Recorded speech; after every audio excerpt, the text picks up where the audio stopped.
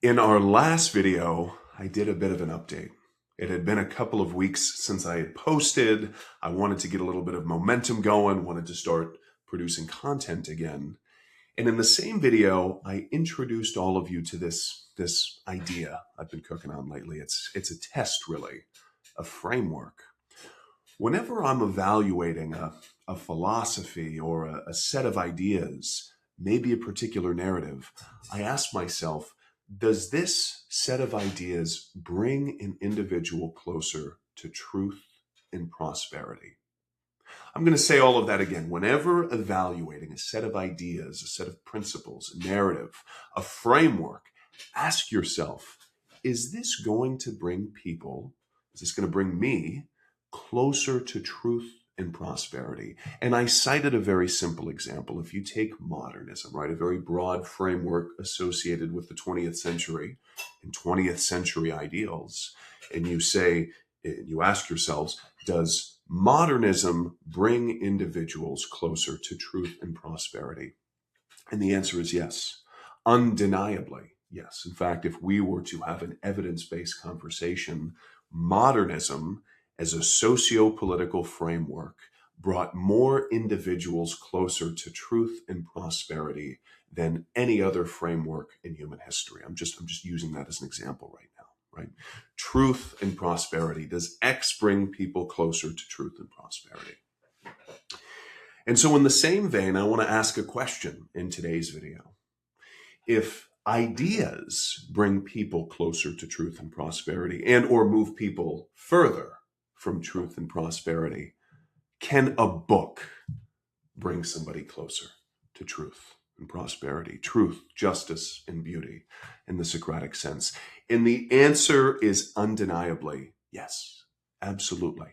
A book can change someone's life. And so today, everybody, if you all will indulge me, I have a very short story about a book that completely changed my life and actually set me up for the intellectual journey that I would embark upon kind of starting in my late teens and early 20s. And that book right here is Everyday Life in Ancient Greece, People and Places. So I want to tell you about this book. This book is amazing. This book was written by a great author named Nile Rodgers, and it's one of those books, it's a coffee table book all about the history of Greece, full color, filled with hundreds of pages of incredible photos, incredible illustrations, incredible images, all from ancient Greece, ancient Greek art, ruins, architecture. So I bought this book at Barnes and Noble. In the discount bin. It was on sale for like $10. It was right after the financial crash of 2008. So this must have been 2009, no later than 2010. So I bought this book for about $10 at Barnes and Noble. And I was not homeless at the time, but I was living in a group home. I was in and out of transitional living facilities for homeless and at-risk youth. We'll talk about that in subsequent videos. So I was in a very different situation in life back then. I spent a ton of time on public transit. And I took that book and I'd bring it with me in my backpack. And I didn't have a car back then. I'm living in San Francisco. I'm taking public transit everywhere in the city. It was a very beautiful time in my life. And I remember this one summer, I read that book cover to cover. This incredible book right here on ancient Greece, ancient Greek philosophy, art, sculpture, pottery. It's like a nice cross section of a day in the life of ancient Greece. I read this book cover to cover, and I think you all believe me when I say cover to cover.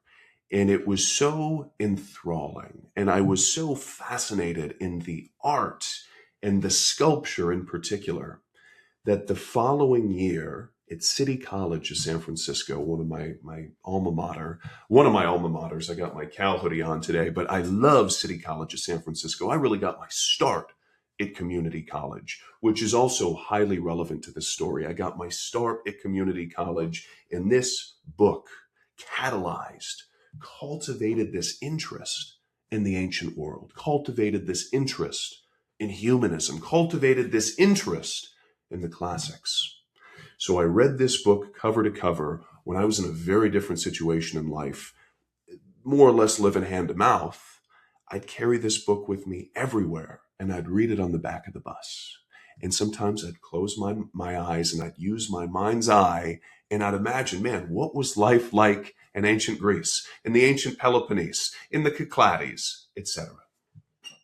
And so the following year, I took an art history class for honors.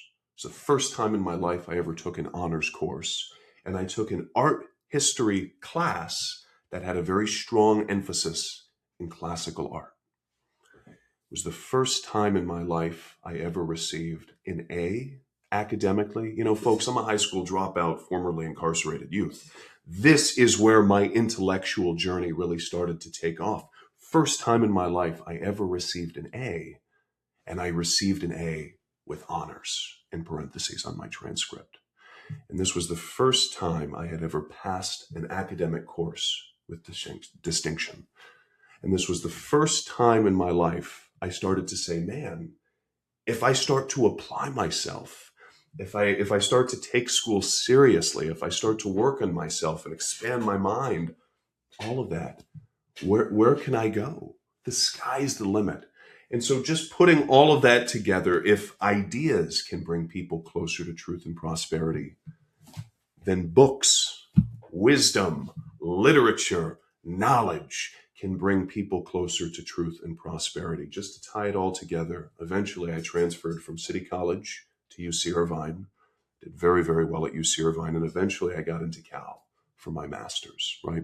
And I double majored as an undergrad. We'll talk more about that later, but I did get a degree in classical civilization. And one of the reasons why I pursued that area of study is because this book that I got at Barnes & Noble for like $9 in 2008, 2009, completely changed my life. I certainly hope you found this video valuable, entertaining, if nothing else. Folks, I'm trying to grow this community. I'm trying to build this channel. I could very much use your support. Hopefully you found this video valuable. I will see you all in the next one. Take care.